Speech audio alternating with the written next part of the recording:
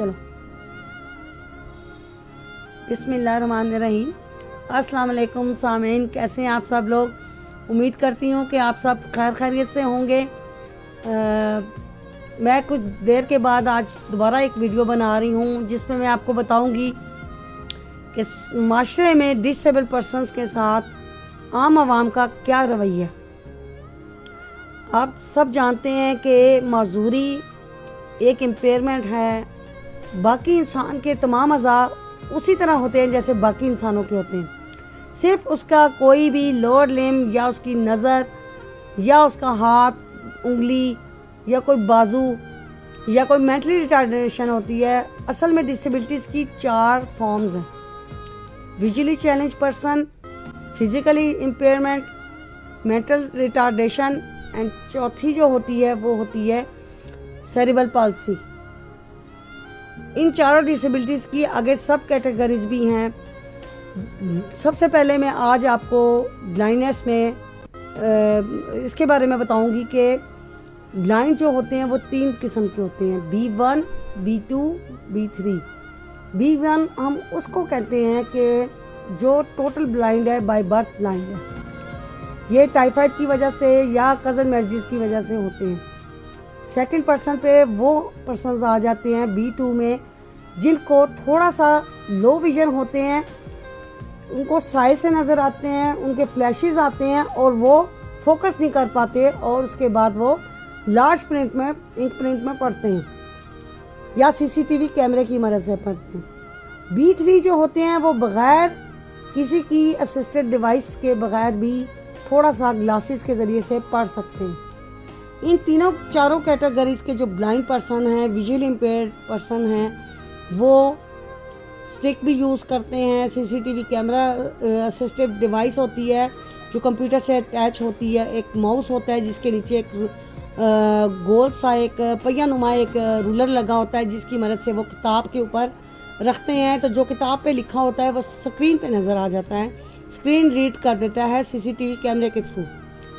Secondly जो person होते हैं B2 वो होते हैं लार्ज इंक प्रिंट में बड़ा बड़ा लफ्ज़ जो लिखा होता है उसको CCTV कैमरे की मदद से रीड कर सकते हैं या मोटे मार्कर की लिखाई को पढ़ सकते हैं। जो B3 होते हैं उनको प्रिंट पढ़ने में बहुत मुश्किल होती है।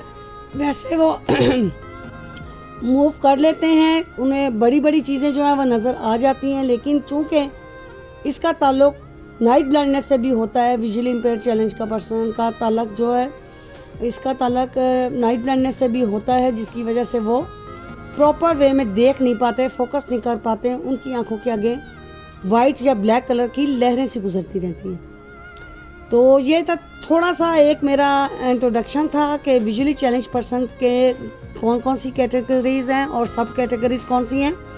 अब मैं थोड़ा सा बताना चाहूँगी कि माशरे का इन माजूर अफराद के साथ बिहेवियर क्या होता है।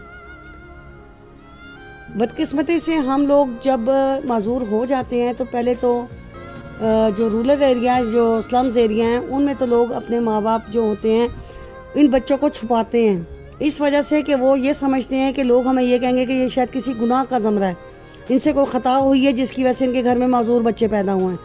या तो वो उन्हें छुपाते हैं या फिर उन्हें सिर्फ हाफज बनाते हैं कि ये और कुछ नहीं कर सकते, इनकी नज़र नहीं है, ये कुछ भी नहीं कर सकते, या इन्हें घर में ही रखा जाए, इन्हें बस वो हेल्थ जीन्स के बारे में बताया जाए और वॉशरूम तक लेके जाया जाए, और या फिर उन्हें हाफज बनाते हैं ये सिर्फ कुरान पढ़ सकते हैं, ये अल्लाह लोग बंदे।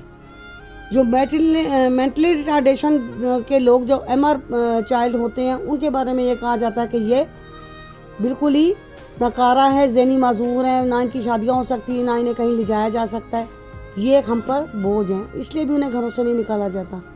इसी तरह सेरिब्रल पाल्सी के जो बच्चे हैं, CP चाइल्ड हैं, उनके बारे में ये कहा जाता है कि ये बच्चे मूवमेंट नहीं कर सकते, अपनी सफाई सुथराई नहीं कर सकते, कहीं आ जा नहीं सकते, तो वो बिल्कुल उठ के बैठ भी नहीं सकते। बाज़ बच्चों के सेरिब्रल पाल्सी के साथ साथ मल्टीपल इश्यूज़ भी होते हैं जिसमें उनकी विज़न का मसला हो सकता है, उनकी हेयरिंग इम्पेयरमेंट का मसला हो सकता है। तो ये एक फिनोमेना बन गया है, स्टिग्मा लगा दिया गया हमारे विजुअल इम्पेयर चैलेंज के साथ कि हम लोग कुछ नहीं कर सकते। हालांकि माशरे को हमें ऑन करना चाहिए कि हमें अगर थोड़ी सी मोहब्बत, थोड़ी सी हमदर्दी दी जाए, ना कि हम पे तरस खाया जाए, तो हम लोग भी इस माशरे का एक अहम रुकन बन सकते हैं। जैसा कि मैं खुद एक विजुअली चैलेंज पर्सन हूँ और मैं एजुकेशनली लिहाज से मैं बहुत ज़्यादा स्ट्रॉन्ग हूँ और मेरे अंदर कॉन्फिडेंस मेरे माँ बाप की वजह से आया, जिन्होंने मुझे आला तालीम हासिल करवाई और मैं ट्रिपल MA तक पहुँच सकी और एक सरकारी जॉब कर रही हूँ।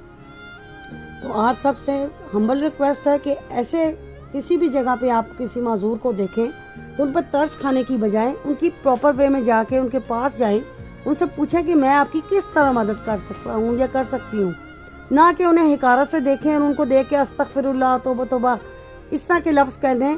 ये मिथ बन गई है कि हम लोगों को वो हाफिज साहब कह के बुलाते हैं, हाफिजा साहिबा कह के बुलाते हैं।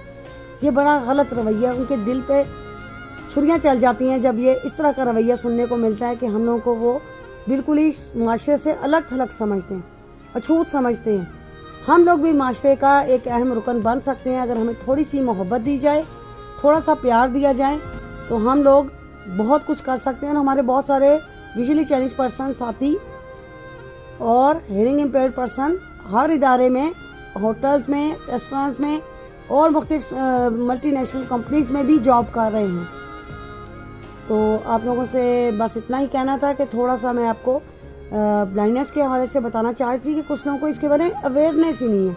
मेन प्रॉब्लम वहीं आती है जहाँ पे आपको किसी चीज़ की आगाही ना हो, पता ही ना हो कि ये है क्या चीज़, ये किस तरह करते हैं या इनको किस हद तक नज़र आता है। बाज़ लोग ऐसे भी होते हैं कि जो उंगलियों के इशारे कर करके पूछते हैं, अच्छा ये बताओ ये कितनी उंगलियाँ, अच्छा वो सामने क्या बना हुआ है। आप इस तरह हमारी दिल आज़ारी कर रहे होते हैं, हमारा मजाक उड़ा रहे होते हैं। ये तो अल्लाह और अल्लाह के नबी ने भी मना फरमाया कि अगर कोई माजूर बंदा हो तो उसकी दिल आज़ारी ना की जाए। शिर्क के और वालिदैन की नाफरमानी के बाद ये तीसरा बड़ा गुनाह है। और दूसरी बात यह है कि इनको थोड़ा सा मैं उन पेरेंट्स से भी गुजारिश करूँगी कि इन बच्चों को आप मेन स्ट्रीम में लाएं, इनको पढ़ाएं, इनको माशरे का करामत शहरी बनने में आप कॉन्फिडेंस दे सकते हैं। आप अगर अपने बच्चों को माशरे में नहीं इंट्रोड्यूस करवाएंगे तो लोग तो इनको वैसे ही सेग्रीगेट करके रख देंगे। तो मेरी हम्बल रिक्वेस्ट है कि इस वीडियो को सुनें। अगर आपको इसमें कोई चीज़ अच्छी लगे, पसंद आए, देन आप इसको सब्सक्राइब और लाइक शेयर कर सकते हैं। अगर ना आए तो आपकी मर्ज़ी। Thank you.